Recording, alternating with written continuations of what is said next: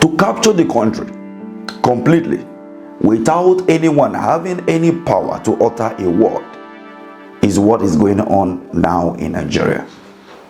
Many have not been seeing the handwriting on the wall.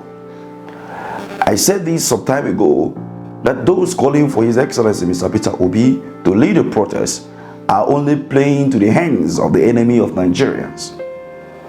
But now that the court has now given a verdict that the Nigeria and its criminal justice system should no longer be seen in any bookshop or publicized within the media space in Nigeria, or even rebroadcast with any social media a page or wherever within Nigeria.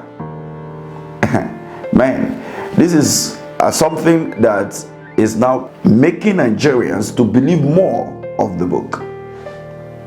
The only way they can stop the book from spreading is making a law of which, if you are being caught selling the book, then you'll be under arrest. And they have already restricted those that are reproducing the books already.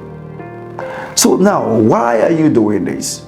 If you say that this book is actually against the judicial system, and there is a law, there is a suit before the court, and the court has not determined the issues yet, why are you going ahead to ban the book in the whole country? Okay, let's assume that this book is actually reducing the integrity of the judicial system. But we have had justices of the Supreme Court, we have had judges in Nigeria coming out to say that the judicial system is corrupt. How about that? Especially this video. The whole, I was having with her, and the threat they had given me, I called the people, I took the registrar, DCR, who told her exactly what was happening. And the bottom line is that after I spoke to her and all that, I went back to my chambers. One thing they don't tell you about civil services, as long as it's not in writing, nobody's going to do anything about anything. And we don't report. Nobody wants to be the one to bail the cat, to actually put things in writing, to complain against this, that, or the other. I went back to my chambers. I asked for all the staff, my staff, and who and who, in what department, how long have you been there? The registry, where they sent me this message, was now, I discovered that about 20-something of them had been in the registry for 36 years. Do you know what? Registry for 36 years. They're changing jeeps, they are changing everything. Because when we're talking of the judiciary, everybody looks at the judges. They look at the judicial officers. They forget the staff that runs the whole place. That the lawyers have to file papers, that the papers have to come to everything has to be done before we come to sit in court. So they blame the court, they blame the judges, they blame everybody without looking at the staff that have to run the place to put things together before those files are put there. So I had a system where, can you imagine a young lawyer who had met a young registry staff in the registry where you file your papers, 36 years later, they are SANs, they have big men, and these people are still seated there. So when they want a case to go on, they will know how to do it. If you don't want a case to go on, they will just hide the file, or the papers are not there. Now we are overworked. I go into court, you have a cost list of about how many cases to do. When they tell you, what about, my lord, I have an application, where is it? It's not in the file. Why is it not in the file? Bailiffs has not served, or if they have served, we can't find it. What do? We are overworked. It's a case of take an adjournment. An adjournment can take you another 2 years. And what has happened? One of your lawyer on the other side has bribed the staff there to remove the process so that you will get that matter done.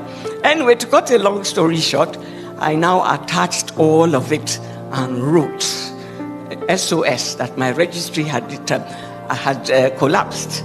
This is what has happened. They've been working there. They don't have any digital sense. So 23 people have worked for 36 years in that place. 20 people for 34 years.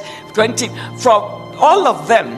about 100 and something had been working there between 20 and 34 years in the registry. So I sent out this, I wrote this thing, attached everything, and wrote, the PCA acted on it, and before you knew it, 16 of them had been, from Lagos to Yola, to Ilorin, to Gombe, to wherever. They were now thrown out. So I later saw the head of the admin and asked him, how did you know the 16 people that you removed? He said, we've always known them. We've always known the ringleaders, but they had godfathers. You couldn't have reported it. But since you had now put it in writing like that, they had something to act on. They had something to act on, and we know them, so they now threw them all out. Now, these 16, all their godfathers, and guess what happened? Somebody talked today about women.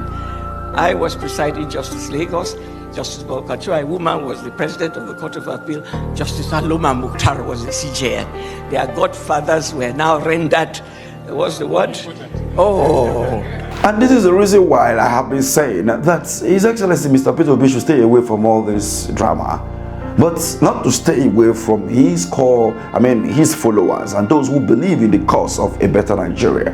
That is the reason why he has been in court alongside with Dele Farotimi as the case continue in the Ekiti Federal High Court as well as the Magistrate Court, of which the hearing for the Bay, which has been adjourned to 20th of this month, of which we all know already, is something that Nigerians are still criticizing the judicial system for doing that.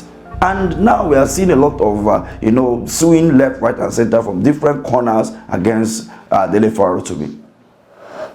For those who already have this book, now understand and believe that whatever that has been written in that book is already playing before our own eyes. What do you make of this? At a time when His Excellency Mr. Peter Obi is uniting the country from the north to the south, to the west to the east, all of this drama is playing. The crisis in Labour Party, the crisis in PDP, the crisis in NNPP. Now you can see it clearly that those who are the big political players in this country are trying as much as possible to make sure that the opposition did not have its grits in order to remove them from power because of their unable to perform and deliver the good governance which they promised Nigerians in 2023 general election. What do you make of this? Let's have this conversation in the comment section. But remember, hold your House of Rep and Senators accountable. Hold them by the ear and talk to them. Or better still, remove them in 2027 during the election. Thank you for watching.